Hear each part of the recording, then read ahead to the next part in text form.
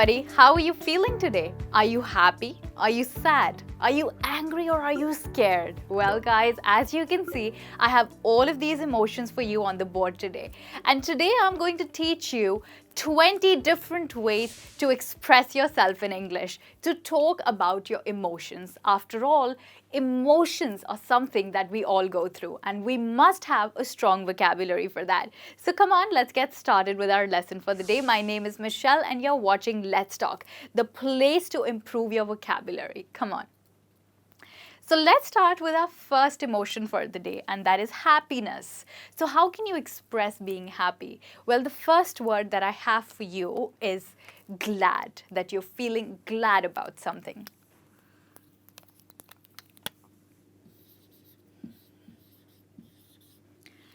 So, when can you use this word? Well, imagine that your friend is coming over to your place. You'd say, I'm glad that you're coming over to meet me. That's how you will use this word. It means you're very happy. Now, another level of being happy is called delighted. Okay, imagine that you have to go to your friend's party and you're very excited about it. You will tell her, hey, I'm delighted to come to your party today. So that's delighted.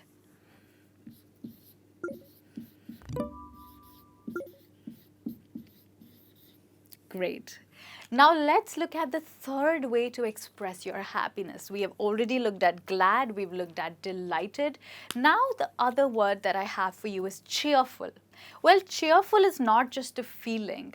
It's also a word that you can use to describe someone's personality. So if there is a person who is always happy, wow, I love these kind of people first of all, we would say that he or she has a cheerful personality. That's cheerful for you.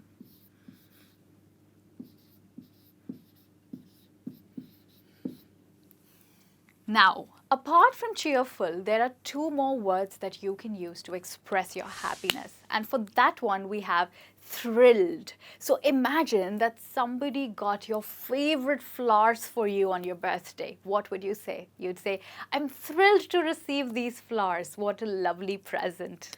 So that's thrilled.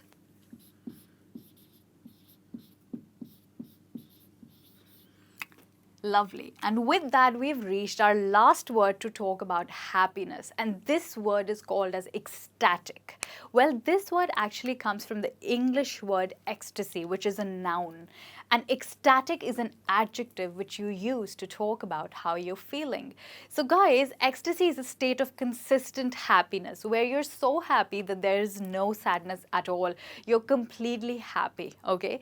So when you're so happy, you would say that you're feeling ecstatic. And I think the best place to use this word is when you want to talk about the birth of a child. You'd say that the couple was ecstatic at the birth of their first child. Now, as you notice that I used the preposition at with it, so the same way when you want to use the word ecstatic, you would say that you're ecstatic about something or ecstatic at something. That's ecstatic for you.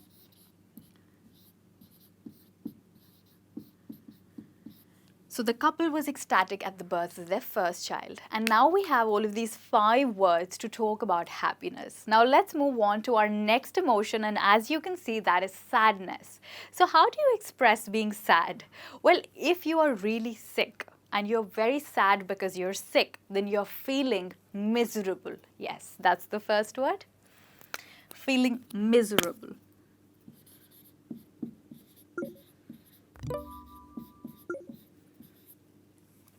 Right. So if you know someone who is sick and you want to ask them, then you could say that, hey, are you sick? You look miserable. So either you can say that you feel miserable or you look miserable, which have to do more with sickness. Now let's look at the second word that you can use to talk about feeling really sad, and that is upset.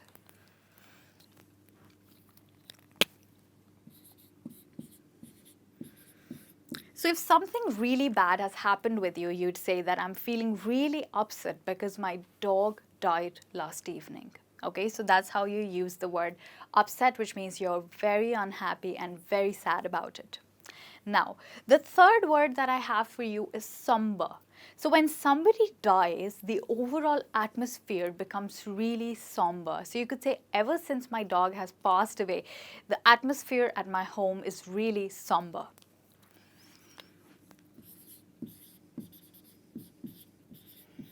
So that's somber for you. And now let's look at the next word that we have to talk about, sadness.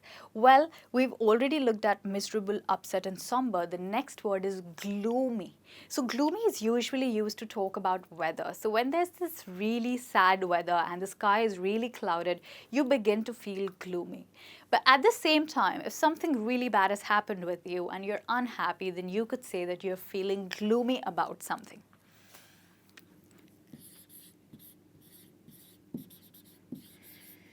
So for instance, if you lost your job, you could say that I've been gloomy ever since I've lost my job. I don't know how to regain my happiness.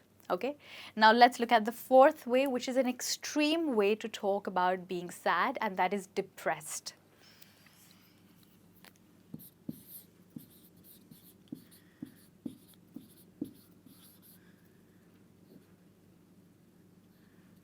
Now again, this word depressed comes from an English noun, which is depression. Now guys, depression is a medical condition where you feel really disturbed because of losing somebody or having a really bad experience. That's not the kind of feeling that I'm mainly talking about here today. So what I'm talking about is the overall feeling of sadness, which lasts only for a while. So for that, you could say that I'm really depressed because I've lost my job. Right? Which means you're extremely sad. Or else you could say I'm a bit depressed because of my work situation here. Right? So that's how you talk about feeling depressed temporarily and not about the medical condition depression. Okay?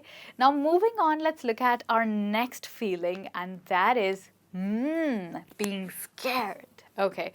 What are you scared of? Well, if I have to answer this question, I'd say I'm really afraid of spiders. So over here, instead of using the word scared, I used the word afraid. And that's my first synonym to talk about being scared.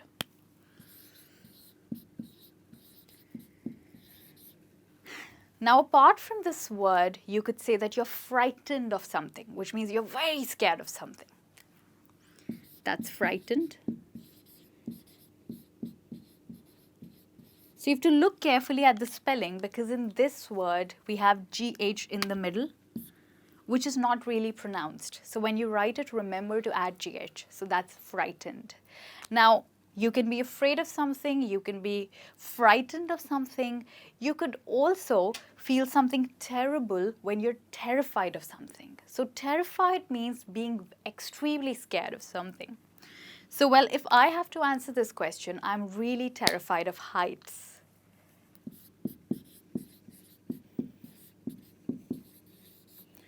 And if you're scared of something particular, you could say that you're terrified of it. Now, did you notice I used the preposition of? So usually when you say use the word terrified, you need to mention what are you terrified of? What is that thing which gets you really scared? So that's how you say you're terrified of something. Great. Now let's move on and look at the next word that we have for being scared, and that is creeped out.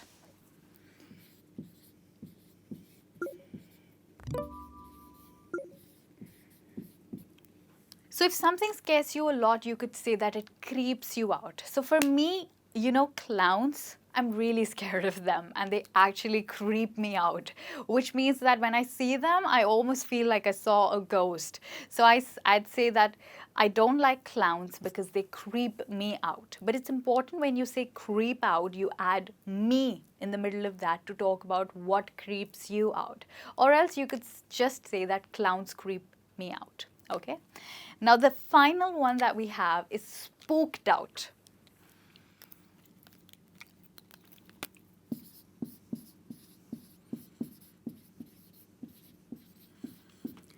So if there's a loud noise in the room, I'm sure you will be spooked out, especially if it's in the middle of the night when there is no light and it's absolutely dark and you recently watched a horror movie. I'm sure you'll be spooked out.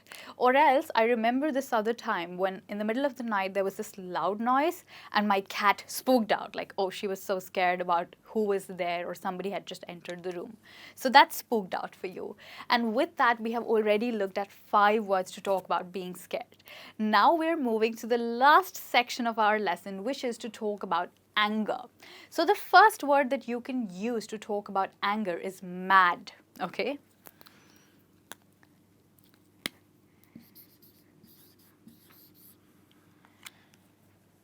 Okay, so when you're angry at somebody, you could say that I'm really mad at you for not getting to the restaurant in time. Now again, with mad, I have used the preposition at, and similarly, you also need to mention what are you angry about by using mad at something. So mad at you, or mad at her, or mad about something, okay? Now the other word that you can use to express your anger is furious.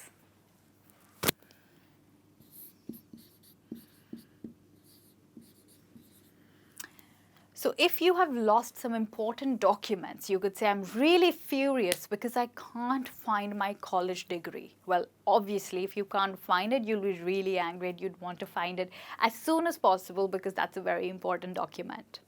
Now, with that, we have another word which is enraged.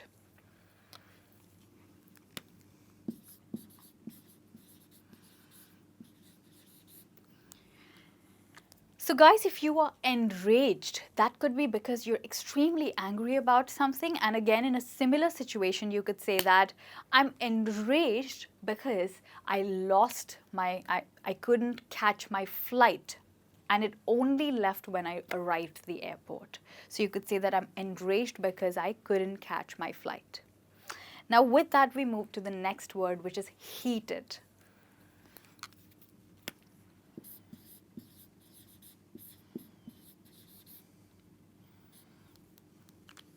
So heated is generally used when you're very angry because of what someone said to you. It's also used as an adjective to talk about an argument. So you could say that I had a heated argument with her, which means a very angry, very emotionally charged argument. You could also say that after she spoke to me like that, I'm really heated, don't talk to me, which means I'm really angry. And with that, we have the last and the most extreme way of talking about anger, and that is pissed off.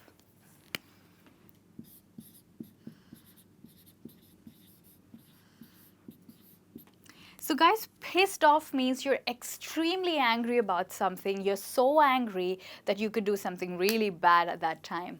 And again, this is a slang expression. It's a really rude expression, so you want to be careful of using it. But yes, when you use it, you're surely telling that you're angry to the fullest, as much as it can get. So you could say that I had to stand in the line, or I had to stand in the queue for 2 hours only to fill a form. I'm absolutely pissed off. Okay, so that's how you use the word pissed off. And with that, as you can see, we've come to the end of our lesson, where today you've learned 20 new words to express yourself in English. And I hope that next time when you need to talk about any of these emotions, you will not struggle for words.